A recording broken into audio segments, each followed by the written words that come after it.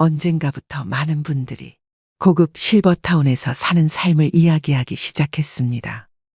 여러분도 노년이 되면 편안하고 쾌적한 실버타운에 들어갈 계획을 세우고 계시나요?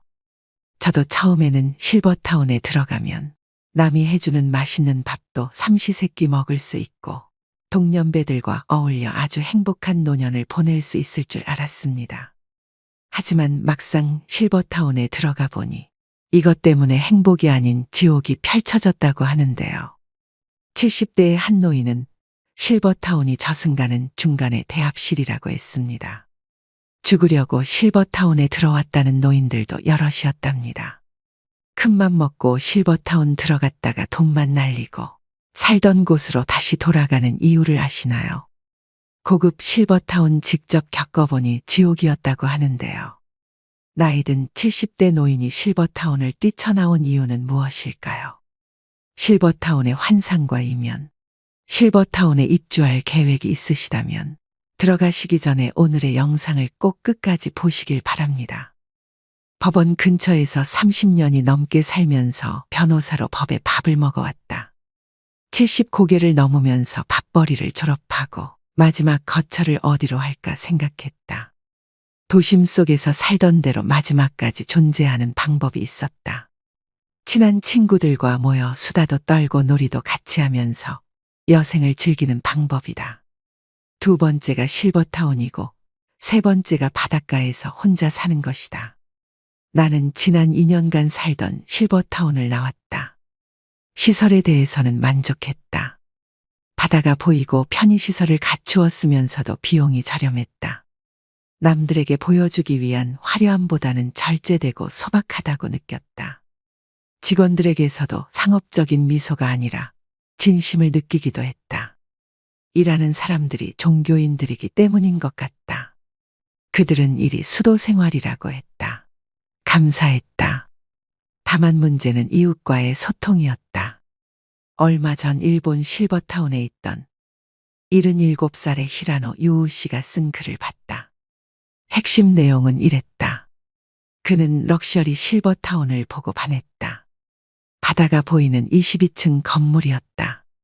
그는 첫 1년은 마치 천국에 온 기분이었다. 하지만 점점 일상의 무게에 짓눌렸다. 그가 보는 주위 사람은 대부분 거동이 불편한 노인들이었다. 그는 다른 노인들과 지적인 대화를 기대했지만 착각이었다. 대부분이 잘된 자식이나 재산 그리고 왕년의 전직을 자랑했다. 그들의 천박함에 스트레스가 쌓여갔다. 유명 셰프가 만든 음식을 매일 먹었지만 질려버렸다. 그는 지역 커뮤니티에 눈을 돌려보았다. 그러나 지역 주민은 고급 실버타운에 살고 있는 외지인에게 배타적이었다. 방에 틀어박혀 외롭게 지내는 날이 늘었고 우울증이 찾아왔다. 감옥살이를 하면서 시간과 돈을 낭비하는 것 같았다. 결국 그는 실버타운 생활을 청산하고 도시로 유턴을 했다. 그는 나이가 들어도 남녀노소가 모여있는 곳에서 사는 게 좋다고 했다.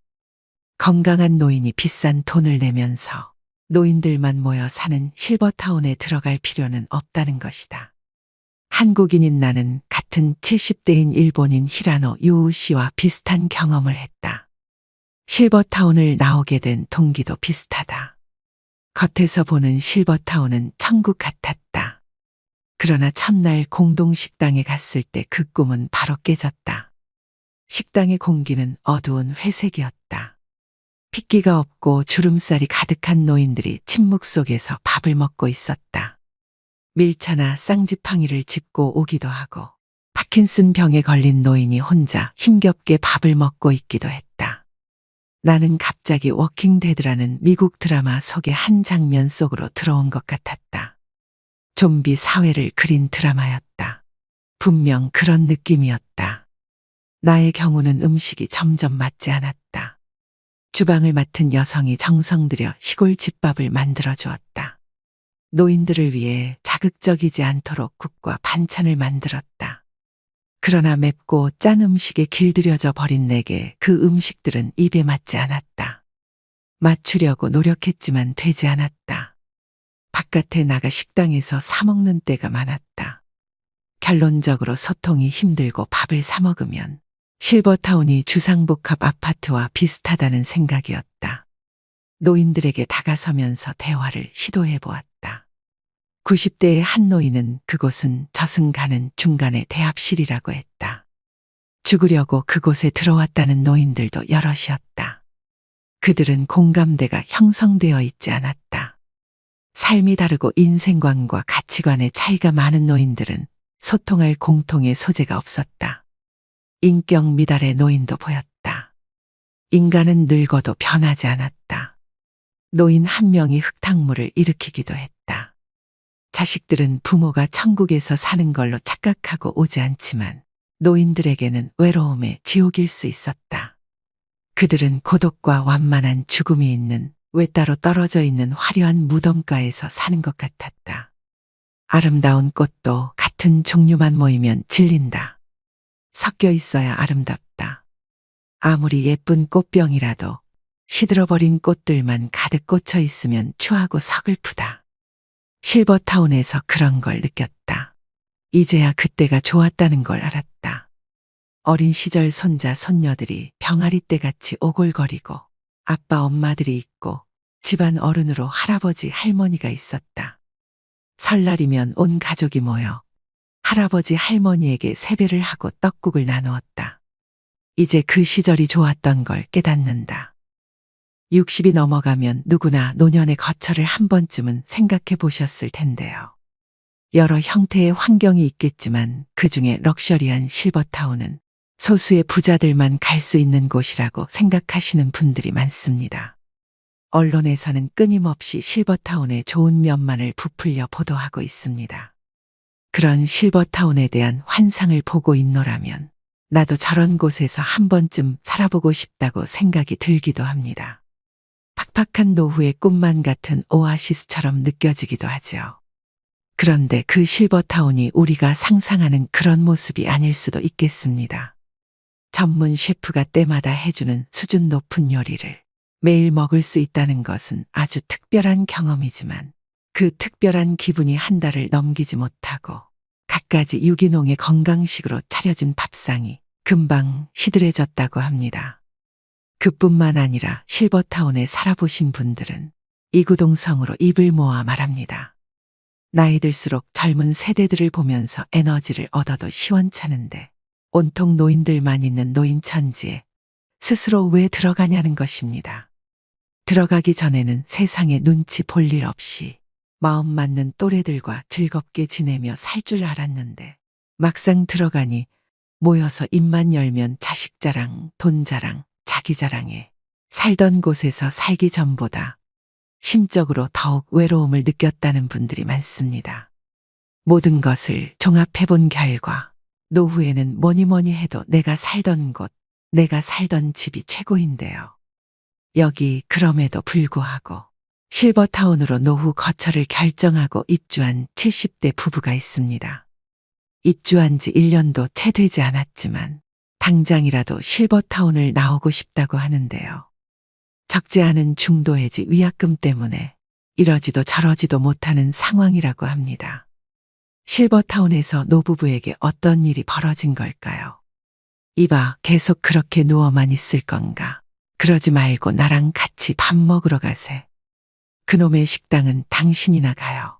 난 여기서 대충 김치랑 해서 때우면 돼요.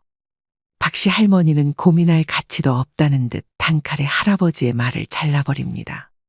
할아버지는 답답하다는 듯 다시 다그칩니다. 아니, 지하 식당에 이미 김치랑 밥이 다 있는데 대체 왜 안 가겠다는 거야? 여기 오기 전에는 일평생 밥만 해서 남이 해준 밥 먹고 사는 게 소원이라고 했잖아. 그때는 이럴 줄 몰랐으니까 그랬죠. 내 그 여편네들 얼굴 보면서 밥 먹고 체할 바에는 그냥 여기서 혼자 굶어 죽는 게 나아요. 할아버지는 한숨을 내쉬며 현관문을 열고 나섭니다. 그러자 실버타운 복도의 지하 식당으로 가기 위해 엘리베이터로 향하는 노인들이 보입니다. 여기를 보고 저기를 둘러보아도 온통 노인들밖에 없습니다. 지금 밥 먹으러 가는 길이세요. 그런데 왜 혼자 나오셨어요? 언니는 밥 안 드신대요. 같은 층에 사는 심씨 할머니가 할아버지에게 인사를 합니다. 심씨 할머니는 70대지만 허리도 굽지 않았고 몸매도 관리가 잘 되어 날씬합니다. 거기에 풍성한 은갈색 머리를 펌까지 하고 입술엔 연한 분홍색 립스틱을 발라서 무척이나 지적이고 세련되어 보였는데 곱게 늙었다는 전형이 있다면 바로 심씨 할머니를 가리키는 말일 것입니다. 집사람은 속이 안 좋아서 못 먹겠대요. 요즘 자주 저러네요. 어머, 많이 안 좋으신가 봐요. 안 그래도 요즘 통 안 보이셔서 걱정했거든요. 할아버지는 심씨 할머니의 걱정이 진심이 아니라는 것을 잘 압니다. 그래도 예의상 거칠에 적당한 말을 나누다가 엘리베이터 문이 열리자 발걸음을 옮기는 할아버지입니다. 그리고 어색한 침묵이 흐르는 엘리베이터 안은 온통 백발 노인들입니다. 다들 젊었던 시절엔 한가닥 하던 사람들이라 그런지 옷도 비싸 보이고 이발도 단정하게 정리되어 있습니다. 할아버지는 군중 속에서, 그것도 온통 노인들 뿐인 무리 속에서 문득 가슴 깊숙한 곳에서부터 쓸쓸함이 밀려오는 걸 느꼈습니다. 그리고 그 쓸쓸함은 이내 답답함과 괴리감으로 바뀌어 할아버지를 압박합니다. 내가 그리던 노후 생활이 이런 것이었던가? 대체 어디서부터 무엇이 잘못된 것인가? 그렇게 할아버지는 엘리베이터가 지하 식당으로 내려가는 동안 이 실버타운에 들어오기 전 날들을 떠올려 봅니다.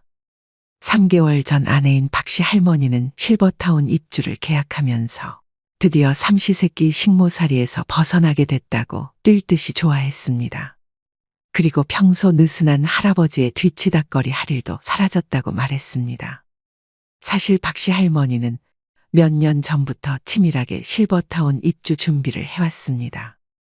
그래서 지내던 단독주택을 업자를 수시로 불러서 2년에 걸쳐 여기저기를 고치고 리모델링했습니다.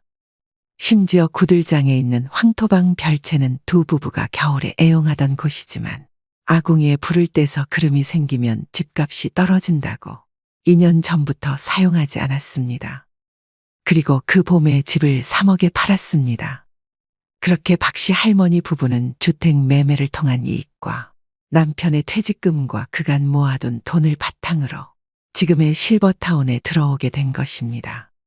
하지만 두 부부는 입주 첫날부터 생각지도 못한 광경에 당황했습니다.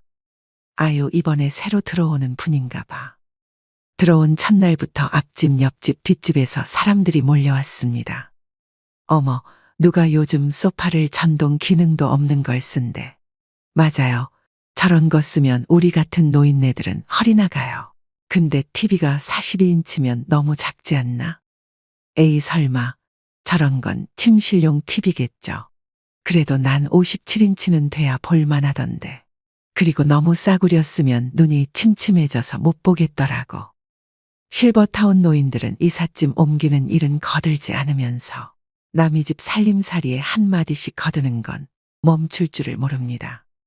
박씨 할머니 성격에 평소 같았으면 남의 집 살림살이에 웬 참견이라고 그렇게 할 일이 없으며 시간이 남아도냐고 한마디 했겠지만 이제 매일 얼굴 봐야 할 이웃들이기에, 그리고 정말로 다들 시간이 남아도는 할 일 없는 노인들이었기에 뭐라 할 말이 없었습니다. 그리고 처음에는 마치 현대식 궁전처럼 화려한 실버타운의 시설에 이끌려서 들어왔지만 막상 들어와 보니 여기를 보고 저기를 봐도 기력이 쇠한 노인들 밖에 없습니다. 실버타운은 처음이라 좀 당황스러우시죠? 저는 실버타운은 이곳만 3번째라 그러려니 하고 살아요. 그래도 여기는 시설이 최신식이고 주변의 교통도 편하고 자식들이 놀러 오기도 좋아서 대체로 만족하거든요.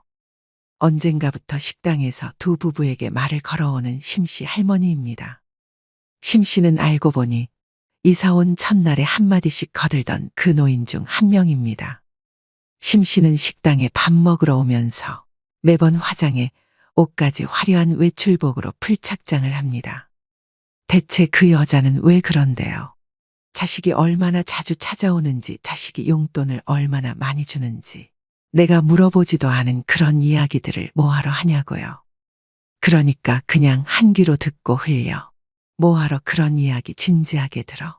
내가 보니 그 여자 순 허풍쟁이야. 그래요. 과장을 할 수도 있겠지. 그런데 그거를 고려한다 해도 아무리 봐도 우리 집은 그 정도 수준이 아니라는 생각이 드는 게 문제죠.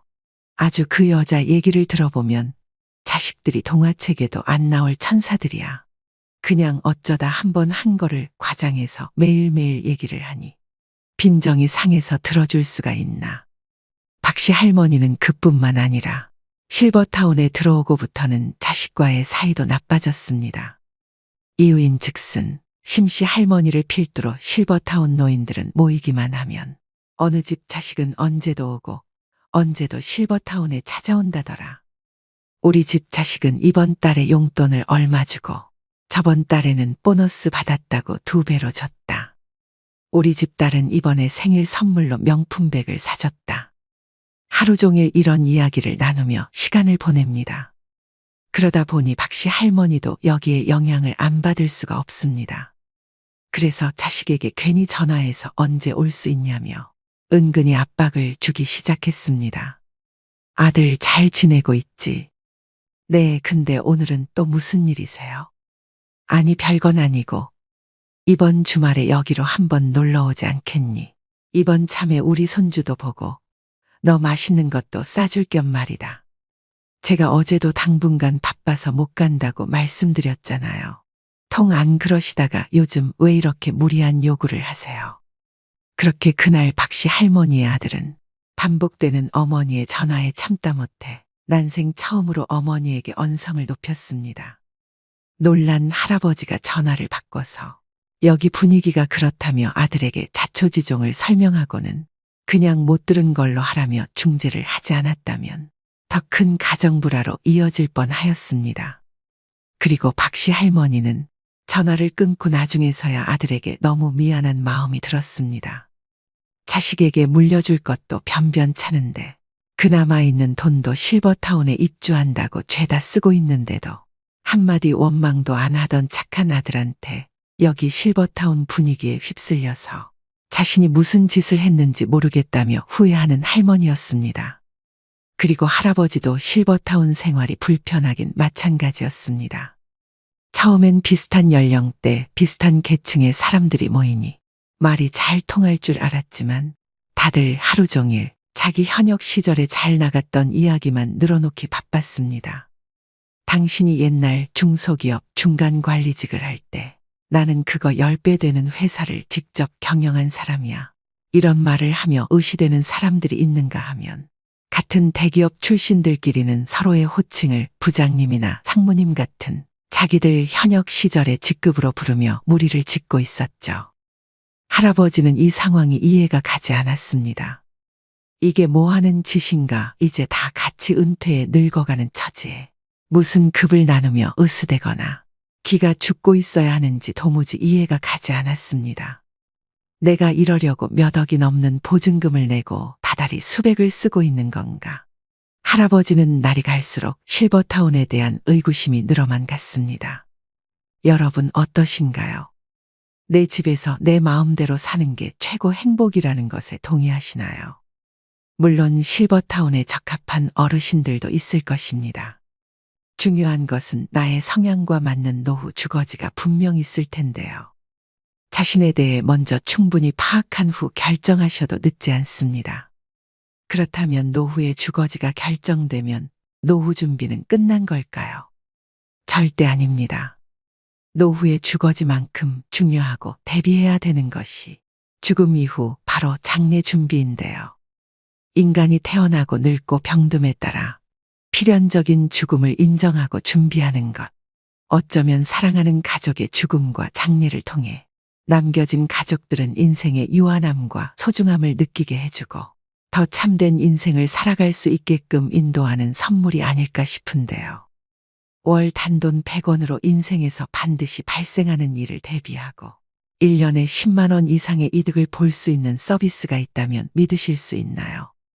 이거 사기 아니야 라고 생각할 수 있을 만큼 그 어디에서도 볼 수 없고 믿을 수도 없는 100원 상조에 대해 지금부터 여러분에게 알려드리려고 합니다.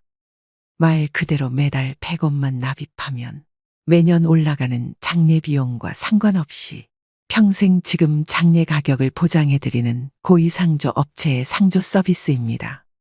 즉, 장례 발생 시까지 100원을 납부하고 잔액은 장례식 이후 후불로 납부하게 되는데요. 여기서 중요한 점은 장례 가격 또한 다른 상조에 비해 절반 이하의 가격입니다. 그렇다면 왜 100원인가요? 또 이게 가능한 건가요? 라고 반문하시는 분들도 계실 겁니다. 많은 분들이 아시다시피 장례 산업은 대표적으로 거품과 상술이 가득한 산업입니다. 고위상조는 이러한 불합리한 부분을 없애고 싶었는데요. 광고와 하청 운영 등 비용을 없애고 고객님들에게 내어드릴 수 있는 서비스를 최대화, 효율화했습니다. 또한 카카오벤처스 투자, 신용보증기금 지원 등 탄탄하고 안정적인 자본으로 믿을 수 있습니다. 고위상조의 100원 상조를 무조건 선택해야 되는 이유 4가지를 말씀드리겠습니다. 100원 상조 선택 안 하면 손해보는 이유 첫째, 장례 비용 오를 걱정 없이 지금 가격을 평생 보장해드립니다. 우리나라 40, 50대 2명 중 1명은 이미 상조에 가입했습니다. 그만큼 나이가 들수록 상조에 대해 관심이 커지고 당연하게 준비할 수밖에 없는 삶의 과정 중에 하나라고 생각을 하십니다. 요즘은 필수가 되어버린 상조 준비. 누가 더 효율적으로 준비하냐에 따라 노후의 질이 갈립니다. 처음 약속한 금액보다 실제 지불하는 비용이 높고 서비스 품질은 형편없는 장례가 반복되고 있습니다. 고인은 과도한 마케팅 비용, 하청 수수료를 없애고 더 높은 품질의 장례 용품에 투자했습니다. 지금 가입하면 매년 올라가는 장례 비용 걱정 없이 월 100원으로 10년 뒤 400만 원 이상을 절감할 수 있습니다. 둘째, 부담 없는 월 납입금 100원이면 충분합니다. 보통 상조라고 하면 바가지 비용으로 눈탱이 맞을까 걱정하시는 분들이 많습니다. 이미 상조에 가입하신 분들은 월 3만 원에서 6만 원 이상까지 월 회비를 납입하고 계실 텐데요. 100원 상조는 IT 기술과 투명한 서비스 정책으로 불합리한 가격 거품을 쫙 빼고 장례 발생 시 타사 대비 절반 가격으로도 최소한의 운영이익을 확보하기 때문에 월 100원 상조가 가능하게 됩니다. 예를 들어 타사가 600만 원 상조 비용일 경우 고인은 절반도 채 안 되는 299만 원의 합리적 비용으로 진행됩니다. 또한 고객이 믿고 맡긴 돈으로 투자 수익을 얻지 않습니다.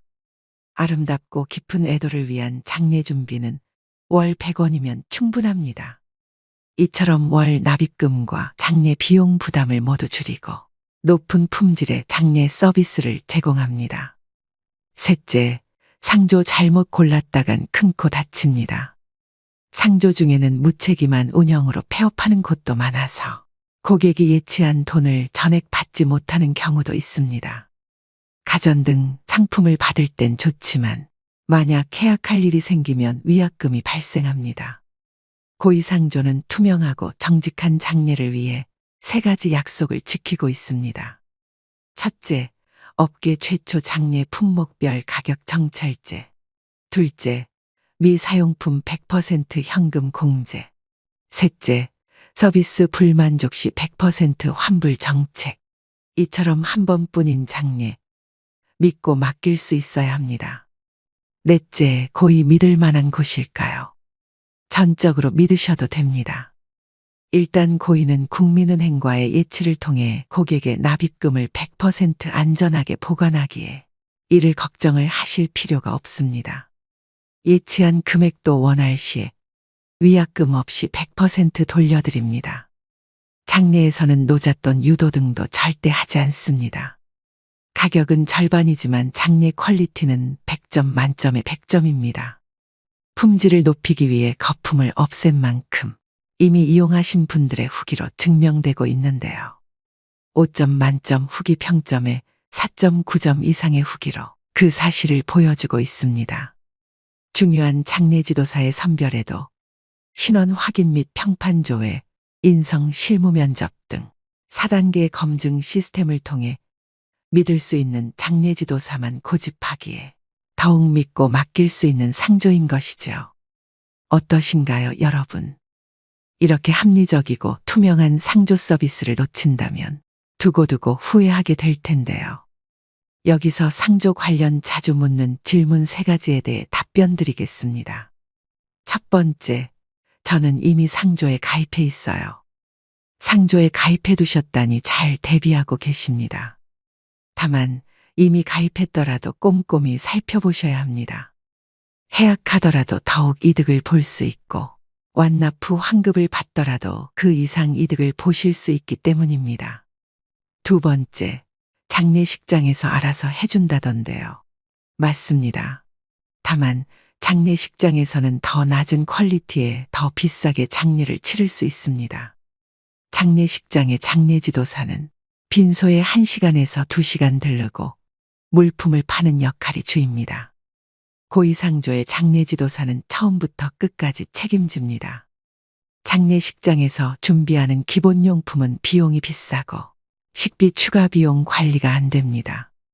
식비를 관리해주는 상조와 달리 장례식장은 많이 나올수록 이득이므로 수십만 원을 추가로 부담하게 되는 셈입니다.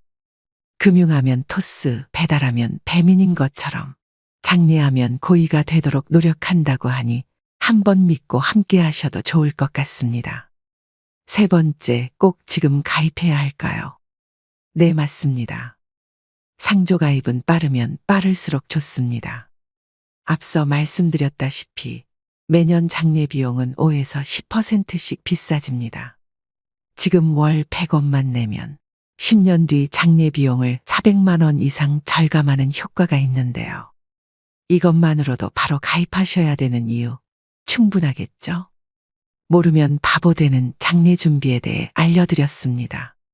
사랑하는 가족과 그 가족들에게 부담을 주지 않을 미래의 내 장례를 위해서라도 지금 선택하셔야 됩니다. 죽음과 장례는 어느 누구라도 피해갈 수 없는 삶의 과정인데요. 투명하고 합리적인 고위상조의 100원 상조를 통해 미래를 준비하시는 건 어떨까요? 전화 상담 필요하신 분들을 위해 전화번호 남겨드립니다. 고위상조 1666-9784입니다. 이미 상조에 가입하신 분들도 상담만 받아보고 싶은 분들도 부담 없이 전화하시면 됩니다. 여러분 모두 현명한 장례, 현명한 고위 선택하시길 바랍니다. 오늘도 노후의 지혜와 함께 해주셔서 감사드립니다. 황금빛으로 무르익어가는 여러분의 지혜로운 인생을 언제나 응원합니다. 여러분은 다음 문항을 보면 어떤 생각이 드시나요? 사실은 먹고 싶지만 건강에 해로우니까 참는다. 건강을 위해서 무리가 되더라도 운동한다. 효과가 느껴지지 않아도 건강을 위해 계속 약을 먹는다. 맞는 얘기 아니야 하고 생각되시나요? 어찌 보면 건강에 안 좋은 건 피하고 건강에 이로운 것을 꾸준히 하는 게 당연하다는 생각이 드는데요. 그런데 나이가 들수록 이게 사실이 아닐 수도 있다는 겁니다. 우리의 일반 상식과는 정말 많은 부분이 다른 이 얘기를 오늘 해보겠습니다. 젊은 시절은 변함이 없는데 노후만 길어졌습니다. 물론 100세 시대라고 해서 누구나 100세까지 살지는 않습니다. 현재 우리나라의 노인 평균 수명은 80세 초반에서 중반을 웃돌고 있는데 문제는 80세가 넘어가면서부터 급격한 변화가 몰려온다는 것입니다.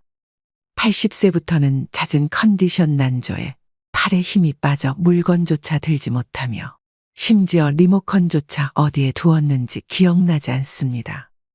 그리고 배우자나 가까운 사람의 죽음으로 하루아침에 고독과 절망에 사로잡히는 등 순식간에 생로병사의 거대한 벽이 거친 파도처럼 덮쳐올 것입니다. 그래서 뒤늦게 후회를 해보지만 80세부터의 우리 몸은 관리를 해도 좀처럼 회복이 되지 않습니다. 그래서 60대, 늦어도 70대부터 관리를 못하면 노년의 생활은 말 그대로 지옥이 될 수도 있습니다. 그렇다면 우리는 다가오는 60세 이후의 삶을 위해 무엇을 해야 할까요? 오늘은 적당히 잊어버려도 좋은 나이입니다라는 책을 바탕으로 노년의 질을 결정짓는 핵심 요인들을 알려드리려고 합니다. 노년의 질을 결정짓는 핵심적인 요인 첫 번째, 다른 사람과의 비교는 불행으로 가는 고속도로다. 퇴직이 얼마 남지 않은 50대에 남과 비교하는 것은 전혀 도움이 안 된다. 동창생 누구는 어디에 20억짜리 집이 있는데 난 뭐하고 살았나. 죽을 때까지 넉넉한 연금이 나오는 공무원을 했어야 하는데 쥐꼬리만한 연금으로 난 어떻게 사나. 이런 식의 후회를 하다 보면 자신이 무능하게 느껴지고 사회 시스템이 불만스럽게 여겨진다. 더 나쁜 것은 이제라도 만회해보겠다며 무리하게 투자하거나 사업을 벌이는 것이다. 아무리 수명이 연장됐다 해도 50대는 인생이 꺾이는 나이다. 계절로 치면 씨 뿌리고 키우는 때가 아니라 거둬들이는 시기다.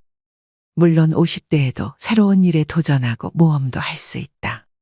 하지만 실패할 경우 만회할 시간이 충분치 않을 수 있다는 점, 체력이 떨어지고 있다는 점을 감안해야 한다. 돈이든 체력이든 가정이든 지킬 수 있는 범위 내에서 도전과 모험의 범위를 국한시키는 것이 현명하고 남과 비교하지 않고 자신의 현재 모습에 감사하는 것이 지혜롭다. 노년의 질을 결정짓는 핵심적인 요인 두 번째. 빈털터리로 죽기로 결심한다. 퇴직을 하고 소득이 없어지면 자산이나 예금 잔고를 털어 생활비에 보태야 한다. 집을 맡기고 주택연금을 받았어야 할 수도 있다. 문제는 자산이 줄면 불안해지고 자식에게 집이라도 남겨야지 하는 미련 때문에 주택연금에 가입하기도 꺼려진다는 점이다. 재산을 모두 써버리고 빈털터리로 죽기로 마음먹는다면 우리는 살아있는 내내 적절한 부를 누릴 수 있다. 또 곶감은 빼먹는 것이라며 재산을 남길 생각하지 말고 다 써버릴 생각을 해야 한다.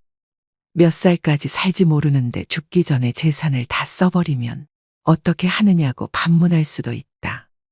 하지만 재산을 탕진하라는 것이 아니다. 돈을 남길 욕심을 거두고 검소하게 생활한다면 대부분의 경우 죽을 때까지 먹고 살 수는 있다는 얘기다. 노년의 질을 결정짓는 핵심적인 요인 세 번째. 친구는 없어도 괜찮다.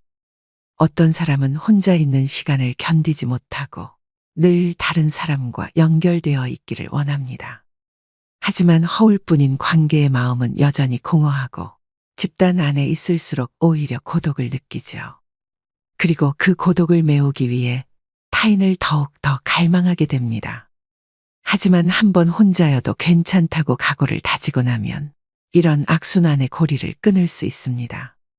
홀로 있는 시간 동안 자기 자신을 찬찬히 되돌아보면 가치관 또한 또렷해집니다.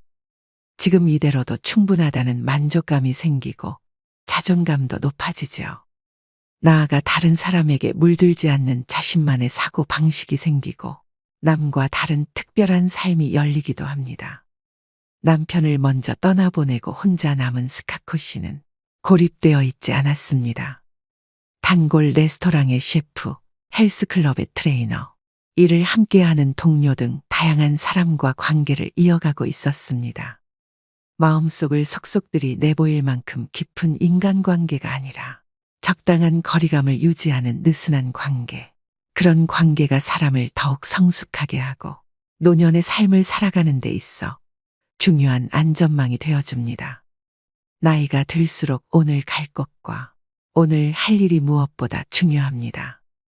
반려견과 산책하며 학교 가는 아이들을 지켜보는 등 사회와의 접점을 놓지 않으면 그것으로 충분합니다. 노년의 질을 결정짓는 핵심적인 요인 네 번째. 살을 빼야 한다는 고정관념을 버린다. 60세는 건강한 몸을 만드는 여정의 중대한 관문입니다. 중년기에는 대사증후군을 예방하는 것이 건강관리의 중요 과제였죠. 대사증후군이 찾아오면 동맥경화, 뇌졸중, 심근경색, 당뇨병, 치매 등 온갖 무서운 질병들이 도미노처럼 우르르 몰려옵니다. 따라서 중년층은 대사증후군에 걸리지 않도록 몸에 지방이 너무 많이 쌓이지 않게 관리하는 것이 중요합니다. 그런데 60세가 넘어가면 노화로 근육량이 하루하루 줄어듭니다. 입이 짧아지는 경우도 있는데 그런 사람은 전체적으로 영양이 부족해지기도 하고 살이 빠져서 좋다고 태평하게 생각하다가는 70에서 80대의 근감소증에 걸리거나 전신의 기능이 저하되어 거동이 불편해지는 노쇠의 상태에 빠지기도 합니다. 이대로 가면 꼼짝없이 다른 사람의 돌봄이 필요한 상태로 이어지겠죠. 90대가 되어서도 직접 걸어서 가고 싶은 곳에 가고 맛있는 음식을 맛보려면 60세가 되었을 때 생각을 바꾸어야 합니다. 대사증후군에 대비해 살을 빼서 건강해져야겠다는 생각은 일단 잊어버리고 근육을 늘려 노쇠를 예방하겠다는 자세로 방향을 전환해야 하죠. 근육이 지나치게 감소한 상태인지 집에서 간단히 알아볼 수 있는 방법이 있습니다. 바로 핑거링 테스트입니다. 양손의 엄지손가락과 집게손가락으로 동그라미를 만들어서 종아리의 가장 두꺼운 부분을 감싸봅시다. 손가락이 닿지 않을 만큼 종아리가 굵으면 근육이 충분한 상태라고 짐작할 수 있습니다. 반대로 손가락이 서로 만나거나 겹쳐지면 근육이 부족할 가능성이 있으니 노쇠 상태가 되지 않도록 각별히 주의할 필요가 있습니다. 60세가 넘으면 근육이 탄탄한 다리가 무엇보다 중요합니다. 튼실한 무다리여도 좋습니다. 근육은 나이가 몇이든 누구나 마음만 먹으면 단련할 수 있습니다. 단백질을 충분히 섭취하고 걷기나 근력 운동에 힘쓰면 근육은 확실히 늘어납니다. 노년의 질을 결정짓는 핵심적인 요인 5번째. 자녀를 버려야 모두가 산다. 자녀로 인해 노부모가 죽게 되는 3가지 경우라는 섬뜩한 농담 같은 얘기가 있다. 재산이 있는 부모가 손 벌리는 자녀를 외면하면 맞아 죽는다. 찔끔찔끔 주다가는 시달려 죽는다. 그렇다고 다 내어주다가는 굶어 죽는다. 이런 불상사를 피하려면 일찌감치 자녀에게 물려줄 돈이 없다고 선언하고 돈에 대한 기대를 버리게 해야 한다. 다 큰 자식을 결혼도 시켜주고 집도 마련해주고 결혼 후에도 물심양면으로 도와줄 것이 없을까 기웃거리는 것은 사랑이 아니라 자녀의 독립을 막는 독이다. 이렇게 자녀를 독립시키지 못하고 끼고 돌다 훗날 돈 떨어지고 건강 잃었을 때 자식이 부모를 부양하는 것을 부담스러워하면 배신감을 느낀다. 부모는 자녀가 사랑스러워 이것저것 다 해줬지만 결국 돈 잃어 건강 잃어 자식과 관계까지 나빠져 자식 잃어가 된다. 이를 피하려면 자녀에게 대학 졸업할 때까지만 또는 결혼할 때까지만 부양해주겠다고 부양 시한을 정하라. 그리고 가능한 자산은 연금으로 바꾸는 것이 좋다. 달마다 생활에 필요한 돈이 나오면 마지막까지 버틸 수 있다. 자녀가 어렵더라도 큰 돈을 줘버리고 빈곤선에서 허덕이는 것보다 다달이 나오는 연금을 모아 생활비라도 보태주는 것이 더 낫다. 노년의 질을 결정짓는 핵심적인 요인 6번째. 운동보다 바른 자세가 먼저다. 하루하루 어떤 생활 습관을 가지고 살아가느냐에 따라 자기도 모르는 사이 등이 굽어 새우등이 되거나 무릎이 휘고 허리가 구부러지기도 합니다. 건강해지려고 열심히 걷기 운동을 하는 사람도 정작 자세가 좋지 않으면 무릎과 허리에 부담이 가거나 관절의 가동 범위가 오히려 좁아질 수도 있죠. 그러므로 본인의 평소 자세를 가끔씩 체크해줘야 합니다. 올바른 자세는 옆에서 보았을 때 허리뼈와 목뼈가 완만한 S자를 그립니다. 전신이 보이는 거울 앞에 서서 몸의 정면과 측면에서 본인의 자세를 가만히 살펴봅시다. 벽에 등을 대고 똑바로 서보는 것도 좋은 방법이고요. 벽에 발 뒤꿈치를 붙이고 섰을 때 등과 머리 뒷부분이 벽에 닿지 않는다면 자세가 앞으로 기울어졌다는 증거입니다. 자세가 비뚤어지는 원인 중 하나는 근력의 저하입니다. 늘 같은 쪽 어깨에 가방을 메거나 날마다 같은 방향으로 다리를 꼬고 앉는 등 어느 한쪽으로 치우친 습관 때문에 자세가 틀어지기도 하죠. 시간이 날 때마다 자신의 자세를 의식적으로 바로잡아서 잘못된 버릇을 말끔히 없애봅시다. 자세가 좋아지면 겉모습도 한결 젊고 생기 있어 보이기 때문입니다. 나이 들어서도 근사한 맵시를 유지하는 사람들의 공통점은 적당한 체중을 유지한 몸매와 꼿꼿한 자세입니다. 자세를 곧게 하면 마음가짐도 적극적이고 긍정적인 방향으로 바뀔 수 있습니다. 가슴을 당당하게 펴고 배에 힘을 주고 긴장감을 놓지 않으면 자신감과 의욕이 생깁니다. 잠깐 운동하고 하루 종일 구부정하게 지내기보다 매 순간 바른 자세를 유지하며 활기차게 보내기를 추천합니다. 노년의 질을 결정짓는 핵심적인 요인 7번째. 인생의 8할은 잊어버려도 상관없는 것들이다. 모든 성과의 80%는 일에 들인 시간의 20%에 의해 만들어진다. 이것은 이탈리아의 경제학자 빌프레도 파레토가 주장한 분포에 관한 통계적 법칙입니다. 파레토 법칙이나 20대 80 법칙이라고도 불리지요. 20%의 일개미가 전체 식량의 80%를 책임진다는 이야기도 같은 맥락입니다. 개미를 자세히 관찰해 보면 모든 개미가 똑같이 일하지 않는다는 사실을 알 수 있습니다. 부지런히 일하는 개미가 20% 정도라면 일하지 않는 게으른 개미도 20%입니다. 부지런히 일하던 개미가 지쳐 쓰러지면 일하지 않던 개미가 팔을 걷어붙이니 결국 한 개미집에서 열심히 일하는 개미의 비율은 변하지 않습니다. 인생도 그렇습니다. 나라는 사람의 중심이자 나를 나답게 만드는 무언가, 밥도 잠도 있고 몰두할 수 있는 무언가는 20% 안에 있습니다. 이것만 꼭 붙잡으면 인생이 80%는 잊어버려도 상관없습니다. 우리 모두 이미 경험한 바 있지 않나요? 화려한 레스토랑에 가서 식사를 하거나 값비싼 차의 주인이 되는 것, 남부럽지 않는 집에서 사는 것 등은 그리 중요하지 않습니다. 이런 건 잊어버려도 좋은 80%이지요. 가족과 밥 한 끼 함께 할 수 있는 시간, 내 발로 걸어서 산책할 수 있는 체력, 내가 좋아하는 음악을 듣거나 책을 읽을 수 있는 공간이 있다면 나머지는 아무래도 좋습니다. 20대 80 법칙을 적용해보면 일도 인생도 크게 달라집니다. 60 이후, 이제는 정말 중요한 인생의 이할에 집중해보면 어떨까요? 오늘의 영상 어떠셨나요? 노년은 쇠퇴하는 시기라는 인식이 팽배하지만 사실 인생 후반은 자녀를 독립시키고 사회생활에서도 일선에서 물러나 홀가분해지는 시기입니다. 그동안 쌓아온 경험은 세상이 말하는 정답에 얽매이지 않고 나만의 해답을 찾을 수 있는 여유를 선사합니다. 비로소 온전히 자유로워질 수 있는 시간을 맞이하는 것입니다. 이 시간을 충만하게 누리는 비결은 스스로를 웃어넘기는 데 있습니다. 긴장을 내려놓고 작은 실수 정도는 웃어넘기는 용기가 필요합니다. 그런 나를 보며 다른 사람이 함께 웃을 수 있다면 더욱 좋습니다.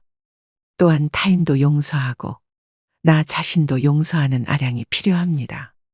누군가로 인해 기분 상하는 일이 생기면 그 사람을 용서해주고 내가 잘못했을 때도 스스로 한 번 더 용서해주는 너그러움을 길러야 합니다. 한편 행복이 무엇인지, 어떻게 하면 행복해지는지 지나치게 고민하지 않는 것도 중요합니다. 어렵게 생각하면 일상 속의 작은 행복들을 놓치기 때문입니다. 몸을 움직이면 자연히 심장 박동수가 높아지고 체온이 올라가며 행복 호르몬이라 불리는 세로토닌과 도파민, 성장 호르몬이 분비됩니다. 인터벌 걷기, 근력 운동 등 간단한 운동으로 행복을 쌓아가야 합니다. 만족스러운 노년을 준비하는 방법은 이처럼 단순하고 쉽습니다. 여유로운 태도로 삶의 군사를 과감히 덜어내고 허벅지 근육과 있는 힘 기르기에 집중한다면 누구나 행복한 노년을 맞이할 수 있을 것입니다. 사회적 평가에서도 자유로워져야 합니다. 성적, 출신 대학, 회사, 연봉 등으로 평가받던 시기는 이미 지나갔습니다. 최선을 다해 살아왔다면 그것으로 충분합니다. 외부의 평가나 수많은 고정관념들에 사로잡혀 있으면 본인만 괴로울 뿐입니다. 또한 더 이상 남자다울 필요도 여자다울 필요도 없습니다. 이제는 남녀를 뛰어넘어 본연의 내가 되는 시기입니다. 좋은 사람이 되려고 애쓸 필요도 없습니다. 남에게 좋은 사람이라는 말을 들으려는 노력을 그만두고 스스로에게 솔직하고 충실한 시간을 보내는 데 열중해야 합니다. 100세 시대, 인생의 절반을 넘긴 사람이라면 누구나 그동안 삶의 현장에서 고군분투해온 탓에 몸도 마음도 지쳐 있을 것입니다. 이제 살아가는 방식을 바꿔야 합니다. 세상의 기준, 타인의 평가, 불필요한 의무감과 인간관계는 모두 홀가분하게 잊어버리셔야 됩니다. 자신에게 정말 소중하고 본질적인 것에만 집중하는 지혜로 앞으로의 시간을 채워나가세요. 단단한 허벅지 근육, 그리고 중요하지 않은 것들을 가뿐히 있는 힘이 있다면 다가오는 인생 후반전은 온전히 자유로워질 수 있는 축복의 시간입니다. 마지막으로 좋은 글 읽어드리며 오늘의 영상 마무리하겠습니다. 인생을 행복하게 하는 10가지. 첫 번째, 상쾌한 기분으로 깨어나라. 아이러니하게도 깨어있을 때 행복하려면 잠자리에서 충분한 시간을 보내야 한다는 것을 명심해야 한다. 반드시 충분한 수면을 취하라. 두 번째, 사랑을 찾아라. 당신을 사랑하는 누군가를 곁에 두면 행복감을 되찾을 수 있다. 세 번째, 건강을 유지하라. 인체, 특히 두뇌는 신체적으로 건강할 때 제 기능을 가장 잘 발휘한다. 그저 왕성하게 활동하고 가장 마음에 드는 방법으로 운동하라. 네 번째, 목표를 가져라. 가장 기본적인 목표라도 일단 세우고 나면 그것을 달성하는 데 전념할 수 있을 것이다. 여러 작은 목표를 세우고 각각의 목표 달성에 힘쓰라. 다섯 번째, 보금자리를 꾸며라. 둥지는 안전하고 따뜻하고 보호를 받는다고 느낄 수 있는 곳이다. 집, 침실, 심지어 화장실이라도 긴장을 풀 수 있는 장소를 마련하라. 여섯 번째, 자신의 페이스를 지켜라. 때때로 지나치게 많은 일을 떠맡기 쉽다. 게으름을 옹호하는 것은 아니지만 너무 많은 부담을 지는 일은 가급적 피해야 한다. 일곱 번째, 대접할 계획을 세워라. 어떤 특정한 일을 달성할 때마다 보상으로 자신에게 한턱 내라. 스스로 자신에게 대접하는 법을 익혀서 당장 시작하도록 하라.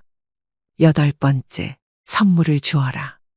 다른 사람들을 행복하게 하는 것은 자신이 행복해지는 가장 좋은 방법 중 하나이다. 아낌없이 주는 친구가 되면 이자까지 돌아오게 된다. 아홉 번째, 관대해져라. 다른 사람들의 걱정거리에 동정을 표하되 그들을 극진히 사랑하는 것이 아니라면 그들의 슬픔에 물들지 않도록 노력하라. 열 번째, 놀아라. 우리는 아이이기를 멈추는 순간 노는 것을 잊어버린다. 특히 배우자와의 놀이는 어떤 골칫거리도 있게 하고 웃게 만들어준다. 세상의 참된 주인공은 당신입니다. 세상이 아무리 험악할지라도 진정 사랑을 거부하는 사람은 없습니다. 누구든 정말 자신을 사랑하는 사람이 있다는 것을 알면 그는 희망을 갖게 됩니다. 그리고 자신을 둘러싼 문제가 무엇이든 간에 이겨낼 힘을 얻습니다. 세상 모든 사람에게 필요한 것은 사랑입니다. 어려움을 만난 사람에게는 더욱 더 사랑이 필요하지요. 사람마다 자기가 좋아하는 유형이 있습니다. 키가 큰 사람, 말을 재미있게 하는 사람, 잘생긴 사람, 귀여운 사람, 터프한 사람, 돈 잘 쓰는 사람, 날씬한 사람, 통통한 사람 등 다양합니다. 그런데 이 다양한 사람들의 다양한 취향에도 불구하고 모든 사람들이 공통적으로 희망하는 유형이 있습니다.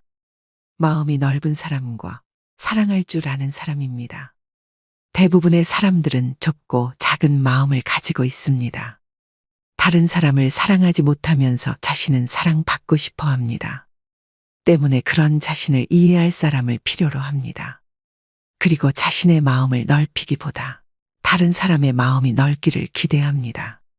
그러나 우리가 사는 이 땅에는 넓은 마음을 가진 사람이 적습니다. 처음 만났을 땐 마음이 넓은 것 같지만 조금 지나면 그도 역시 우리만큼 밖에 안 되는 속 좁은 사람이라는 것을 알게 됩니다.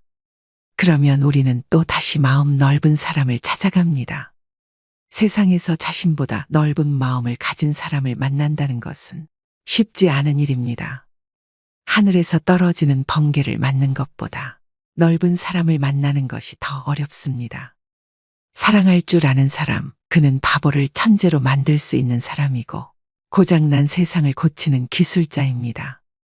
우리가 남들보다 조금 더 사랑할 줄 안다면 우리는 모든 곳에서 환영받는 주인공이 될 수 있습니다. 사랑받는 사람이 아니라 사랑을 주는 사람이 세상의 참된 주인공입니다. 오늘도 노후의 지혜와 함께 해주셔서 감사드립니다. 황금빛으로 무르익어가는 여러분의 지혜로운 인생을 언제나 응원합니다. 나이 들면 이런 마음으로 살다 갑시다. 삶을 남과 비교하지 말고 남을 원망하지 말고 부모로서 자식이 잘 되길 바래도 자식들에게 너무 기대하지 말고 지난 날을 너무 후회하지 말고 내 운명이라 생각하고 운명이 다해 세상을 떠날 때 부, 권력, 명예 다 놓아버리고 빈손으로 홀가분하게 미련 없이 미소 짓고 떠나게 해달라고 소망하며 삽시다. 재물이 많아도 만족하지 못하고 더 많은 재물을 모으려고 발버둥 치면 재물의 노예가 되어 가진 재물에 만족하지 못해 마음이 가난하고 많은 재물이 없어도 가진 것에 만족하고 분수에 맞게 즐겁게 살면 마음이 부유의 부자입니다. 가난과 부자는 마음먹기에 달려 있습니다. 영겁의 세월 속의 인간의 삶은 흐르는 물과 같고 하늘에 떠가는 구름과 같고 올 때는 순서가 있지만 이 세상 떠날 때는 순서도 없고 언제 떠난다는 기약도 없어 몇 분 후를 모르는 것이 인생이라 합니다. 지난 날은 다시 돌아올 수 없고 미래는 기약이 없으니 지난 일에 미련 갖지 말고 미래를 너무 기대하지 맙시다. 지금 주어진 이 시간이 생애 제일 소중하다고 생각하며 보람 있고 즐겁고 행복하게 보냅시다. 나이 먹어 얼굴에 주름이 늘어 늙어가는 것을 서러워 말고 지혜로운 삶으로 자라나는 젊은 세대에게 연륜으로 모범적인 삶을 사는 모습을 보여줍시다. 친구가 나를 부르지 않는다고 외로워 말고 내가 먼저 친구를 불러 희로애락을 함께 나눌 친구를 만들어 산에도 가고 술도 한잔 나누며 노후를 외롭지 않게 즐겁고 행복하게 보냅시다. 노년에 친한 친구가 두 사람만 있어도 인생을 잘 살았다는 말이 그때는 마음에 와닿지 않았는데 정년 후에야 실감이 납니다. 나이가 들면 세상을 이런 마음으로 즐겁고 행복하게 살다 운명이 다해 부르면 큰 고통 없이 미소 짓고 미련 없이 떠날 수 있는 사람이 인생을 가장 잘 산 사람입니다. 백사세인 김영석 교수님은 95세 때 인터뷰에서 이렇게 말했습니다. 100년 가까이 살아보니 60대, 70대 무렵이 가장 좋은 시절이었어요. 자녀 교육과 부모 봉양의 책임에서 벗어나 나 자신에게 집중할 수 있는 평화로운 시기였죠.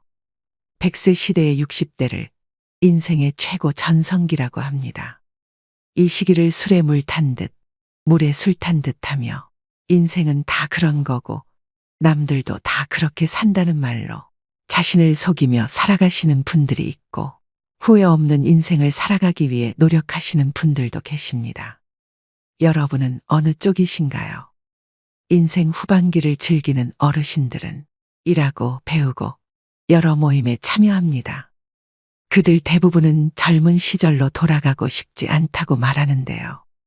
인생 후반기를 지는 태양이 아니라 떠오르는 태양처럼 살기 위해선 어떻게 살아야 할까요? 오늘은 인생 2막을 살아가시는 분들의 99%가 모르는 그 해답에 대해 알려드리겠습니다. 60대의 벽을 넘는 방법 첫 번째, 노후의 3대 리스크를 경계하라. 지금 우리가 나이듦에 대해 어떻게 생각하느냐가 예상보다 훨씬 더 미래에 직접적인 영향을 끼칠지 모른다. 사실 좋기만 하거나 나쁘기만 한 일은 별로 없다. 잃는 게 있으면 얻는 것도 있기 마련이다. 나이듦은 절대 악이 아니며 세상을 넓게 보는 지혜, 느긋한 느림의 미학, 갖가지 의무로부터의 해방 등 적잖은 이점이 있다. 너무나 커 보이는 불안에 압도돼 이런 혜택을 누릴 마음의 여유를 갖지 못하는 게 노후를 가장 힘들게 한다. 여기에 돈이 얼마는 있어야 한다는 식의 공포 마케팅이 불안을 과장하고 조장한다. 퇴직자가 금융사기에 쉽게 걸려들거나 과포화 상태인 자영업에 뛰어드는 등 무리하는 이유다. 편안한 노후를 위협하는 실질적 위험은 세 범주로 나눠볼 수 있다. 우선 모든 노후 관련 조사에서 걱정거리 1, 2위에 오르는 돈과 건강 리스크가 있다. 이 둘이 중요하다는 것은 누구나 알지만 충분히 대비했다고 안심하는 사람은 별로 없다. 건강을 잃으면 막대한 치료비 때문에 돈 걱정이 커지고 적정 수준의 돈이 없으면 중대 질병에 시달리기 쉽다. 다음은 관계에 따른 리스크다. 다른 사회보다 관계의 긴밀도가 높고 타인의 시선을 많이 의식하는 한국 사회에서는 특히 큰 위험 요소다. 가족이나 친구, 주변과의 관계 때문에 노후를 힘들어하는 사례는 흔하다. 외로움은 피하고 싶은데 얽힌 게 많으면 그만큼 삶이 피곤해진다. 나이든 부모가 다 큰 자녀를 돌보는 것은 물론이고 결혼, 주택 자금까지 고민해야 하는 한국은 다른 어느 나라보다 성인 자녀의 리스크가 크다. 적을 알고 나를 알면 위태롭지 않다는 손자병법의 구절은 노후 준비에도 유효하다. 노후 불안은 없애는 게 아니라 스트레스처럼 관리하는 것이다. 한국은 세계에서 고령화 속도가 가장 빠른 나라임에도 사회적, 제도적 대비가 더디다. 함께 노력하지 않으면 노인을 위한 나라는커녕 고령 친화 사회도 기대하기 힘들다. 자신이 당면한 3대 리스크와 우리 사회를 제대로 아는 데서부터 슬기로운 노후 준비는 시작된다. 60대의 벽을 넘는 방법 두 번째, 나를 콩쥐 취급하지 않기. 나이 든 사람의 얼굴에서 예쁜 이목구비는 그다지 중요하지 않다. 그러나 표정은 삶의 이력서와 같다. 지난 세월 동안 스스로를 얼마나 사랑했는지 혹은 얼마나 억울하게 만들었는지는 표정에 고스란히 드러난다. 67세 김남순 씨는 이렇게 말한다. 젊었을 때 저는 궁상을 떨었어요. 가족들에게는 고가의 옷을 선물하면서 내 옷은 아울렛을 뒤지고 뒤져 사면서도 몇 번이고 고민했죠. 화장품도 저가 제품이나 샘플만 바르고 욕실 수건은 체육대회, 칠순기념 글자가 수놓인 기념품만 썼는데요. 최근 인터뷰한 정리정돈 전문가 정희숙 대표는 내가 스스로를 얼마나 학대하고 있었는지 깨닫게 해줬습니다. 부자들의 집에는 공통점이 있었어요. 이불과 베개 같이 매일 쓰는 침구류는 고급 소재의 제품을 쓰는 것이죠. 매일 쿠팡 최저가 침구를 껴안고 자는 내게 미안해지는 순간이었어요. 소처럼 일에 돈을 벌어놓고 왜 스스로를 콩쥐 취급했을까? 꼭 돈을 드리는 보상이 아니더라도 남순아 고생했다. 오늘 잘했어라고 칭찬 한마디 해주지 않았을까? 60년 넘게 살아보니 가장 억울한 것은 다른 사람들에게는 산타클로스 노릇을 하면서 정작 나 자신에게는 인색하게 군 것이다. 계절마다 나 자신에게 꽃 한 다발씩 사주며 내 머리를 쓰다듬어주며 그렇게 나이를 먹어야 된다. 60대의 벽을 넘는 방법 세 번째, 건강이 돈이다. 나이 들어서 가장 돈이 많이 들어가는 것이 건강이다. 나이가 들면 치아가 약해지고 소화 능력도 떨어져 좋은 음식도 마음껏 먹을 수 없고 체력이 떨어져 좋은 곳으로 여행 가는 것도 노는 것도 한계가 있다. 나이가 들수록 즐기고 누리는 데 쓰는 돈은 줄어든다. 반면 건강을 유지하는 데 드는 비용은 늘어난다. 나이가 들어 재산을 탕진하게 된다면 10중 8구 건강 때문이다. 한 사람이 평생 지출하는 의료비의 절반 정도가 마지막 1년 동안에 쓰인다고 한다. 그만큼 노후의 건강은 돈과 직결돼 있다. 따라서 최고의 노후 대비는 건강을 지키는 것이다. 건강이 마음먹은 대로 다 되는 건 아니지만 그래도 몸에 나쁜 것은 하지 않고 몸에 좋은 것을 하면서 병에 걸릴 가능성을 낮추는 것이 필요하다. 몸이 나이 드는 것을 좀 늦추고 싶다면, 아니 몸이 나이 드는 것을 좀 잊고 지내고 싶다면 일상을 충실하게 살아라. 즉 건강한 생활 습관으로 일상을 채워야 된다. 60대의 벽을 넘는 방법 네 번째, 참지도 말고 무리하지도 말자. 80세가 넘어 사망한 사람을 부검하면 대부분 몸에서는 암이 뇌에서는 알츠하이머 병변이 발견된다고 한다. 하지만 생전에 이러한 사실을 몰랐던 사람도 적지 않다. 나이가 들면 몸에 여러 개의 병의 씨앗을 지니고 살아갈 수밖에 없다. 병의 씨앗이 언제 싹을 틔울지는 아무도 알 수 없다. 오늘은 건강하다가도 노년에는 당장 내일 환자가 되기도 하고 눈을 뜨지 못할 수도 있다. 그렇기 때문에 80세가 넘으면 현실을 그대로 받아들이고 내일 당장 생이 끝난다 해도 후회가 남지 않는 시간을 보내는 것이 가장 중요하다. 80 이후 참거나 무리하지 않기는 후회 없는 노후를 만드는 가장 중요한 방법이다. 건강을 위한다는 명분으로 나이가 들어서도 먹고 싶은 음식을 참는 사람이 많다. 소식하고 달고 짠 음식을 피하고 기름진 음식을 자제하고 비만은 건강을 해친다는 사고가 사람의 상식이 되었다. 고령자는 장기 기능의 저하로 식욕이 증가하는 경우가 있을 수도 있고 먹고 싶다는 욕구는 몸이 필요하다는 것이니 입에 당기는 음식은 마음껏 먹어야 된다. 살이 좀 찐 사람이 오히려 더 오래 산다는 통계도 있다. 먹고 싶은 음식을 참으며 체중 조절하기는 스스로 수명을 깎는 행위이다. 60대의 벽을 넘는 방법 5번째, 자기희생은 이제 그만둔다. 이미 일거리를 잔뜩 끌어안고도 온갖 잡일을 억지로 떠맡는 사람. 사실은 거절하고 싶지만 시부모나 친척 어른들의 말에 어쩔 수 없이 따르는 사람. 생각보다 훨씬 많은 사람이 노라고 말하지 못하고 하고 싶은 말을 꾹 눌러 삼킨다. 나만 참으면 좋게 좋게 끝날 것이라는 자기희생의 껍데기 속에 갇히고 마는 것이다. 하지만 정작 자신의 의견을 존중해주지 않는 것은 상사나 동료, 시부모가 아니라 자기 자신이라는 사실을 알고 있나. 좋은 대화는 누구도 희생하지 않는다. 대화를 나눌 때는 상사와 부하 관계든 부모와 자식 관계든 기본적으로 모두 대등하다. 반말을 해도 된다는 뜻이 아니라 서로의 의견에 귀 기울이고 자신의 의견도 솔직하게 표현할 수 있는 대등한 관계라는 뜻이다. 평소 자원 봉사활동을 하며 많은 젊은이들과 함께 일을 하는 나도 늘 주의하려고 한다. 자연히 무리 중 가장 연장자가 될 때가 많은데 손윗 사람이 있으면 의견을 말하기가 어려우니 예스맨들이 많아지기 십상이다. 그래서 늘 어떻게 생각하나요? 하고 먼저 사람들의 생각을 묻고 충분히 대화를 나누도록 노력하고 있다.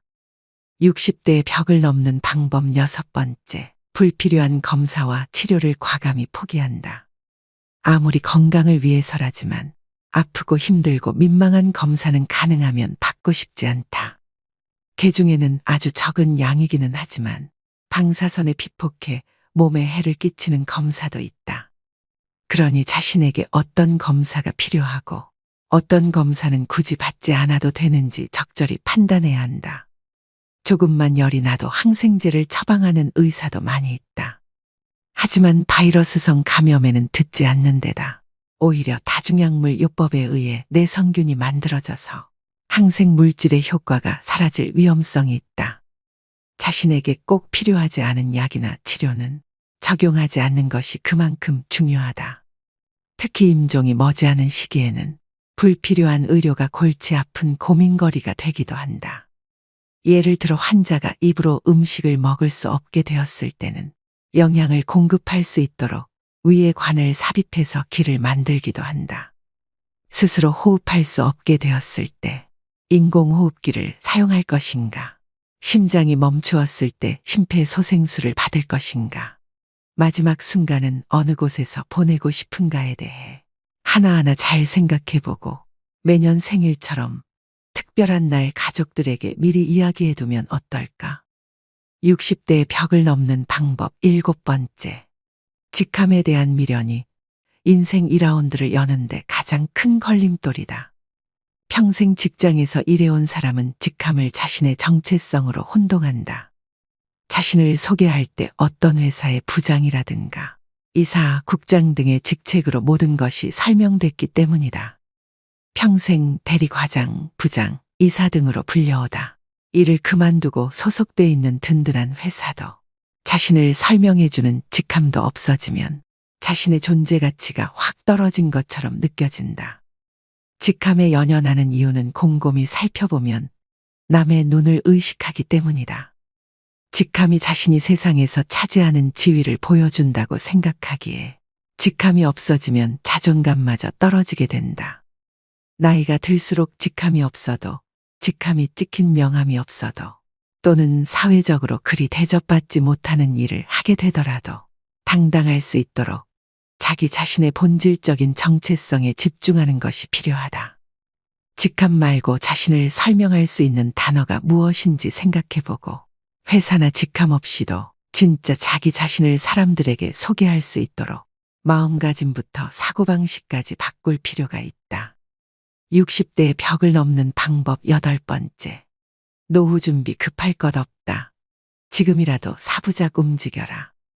온 나라가 일자리 부족으로 몸살을 앓고 있는데 내게 맞는 새로운 일을 쉽게 발견하기는 만무하다. 시도가 성공으로 이어지는 것도 결코 아니다. 그런대로 할 만한 일도 있을 테고 이 길이 아닌가 보내하고 돌아서야 할 때도 많다. 퇴직 이후가 돼서야 일을 찾겠다고 나서면 마음이 조급해지기 십상이다. 경찰 초급 간부로 퇴직한 김 씨는 이듬해부터 서울 시내 초등학교 보안관으로 일하게 됐다. 월급은 최저임금을 약간 웃도는 수준이지만 주 40시간 근무에 5년 고용이 보장돼 경쟁이 만만치 않았다. 평소 배우기를 좋아하는 그가 따둔 안전, 소방 분야 자격증이 합격에 한몫했다. 우리 사회에선 별 실효성도 없는 자격증을 따는데 너무 많은 시간과 비용을 들이는 게 문제다. 그럼에도 막상 뭔가를 하려면 자격증을 요구받으니 무시할 수 없는 게 현실이다. 인생 1라운드에 가능한 일을 압축해보고 필요한 조건을 갖추는 데는 적잖은 기간이 필요하다. 생활이 비교적 안정된 시기에 어느 정도 기본을 다져놓고 이어나가는 것이 한결 손쉽다. 시간을 갖고 사부작거리며 쉬운 것부터 하나씩 해나가면 노후 준비의 부담이 가벼워진다. 퇴근 뒤와 주말, 휴가 등 활용할 시간이 많다. 이것이 노후 연착륙의 비결이다. 오늘의 영상 어떠셨나요? 가장 오래 생존하는 지금 세대에게는 기존의 은퇴와 노후를 대하는 방식이 더 이상 통하지 않습니다. 아무것도 하지 않고 겨우겨우 시간을 죽이거나 여전히 생계에 시달리며 억지로 일하는 것 모두 우리가 원하는 노후가 아닙니다. 새로운 개념의 노후를 살아야 하는데요. 바로 이모작 은퇴입니다. 이모작 은퇴는 노후 20년, 30년을 경제적으로, 사회적으로 활기차게 살 수 있는 새로운 라이프 스타일입니다. 삶의 목적을 새로 찾고 오로지 돈을 위해서가 아니라 자신을 위해서 일하고 외롭지 않게 살고 여전히 세상에 필요한 사람으로 살 수 있는 방법이죠. 그리하여 계속해서 성취하고 성공하고 실패하고 기여하고 꿈꾸는 사람으로서 살 수 있습니다. 일본 오키나와에는 세계 최장수 마을이 있습니다. 그 마을 사람들은 은퇴의 개념도 없고 노후 걱정을 하지도 않습니다. 하지만 내가 살아야 하는 이유를 평생 고민합니다. 이제는 나이 들었으니까, 어려우니까, 느리니까, 겁나니까, 실패할 수도 있으니까 하는 생각보다 처음이니까, 죽으면 못하니까, 못하면 한이 되니까, 실패해도 잃을 것이 없으니까, 즐거우니까, 행복하니까 하는 생각으로 사는 것이 인생에 도움이 됩니다. 여러분의 노후는 부모의 노후와 다릅니다. 인생은 더 길어지고 계속 가야 할 삶이 남아 있습니다. 불안을 없애는 건 행동하는 것뿐입니다. 과거의 성공담에 머물러 있지 말고 새로운 성공담을 만드세요. 세상은 아직도 여러분을 필요로 합니다. 죽을 때까지 자신 있게 살겠다는 의지가 생각보다 더 큰 보상을 안겨줄 것입니다. 오늘의 영상이 여러분 인생의 활력, 당당함, 풍요로움이 뒤따르는 노후로 인생을 재구성하실 수 있길 바랍니다. 인생은 길고 삶은 계속됩니다. 오늘도 노후의 지혜와 함께 해주셔서 감사드립니다. 황금빛으로 무르익어가는 여러분의 지혜로운 인생을 언제나 응원합니다.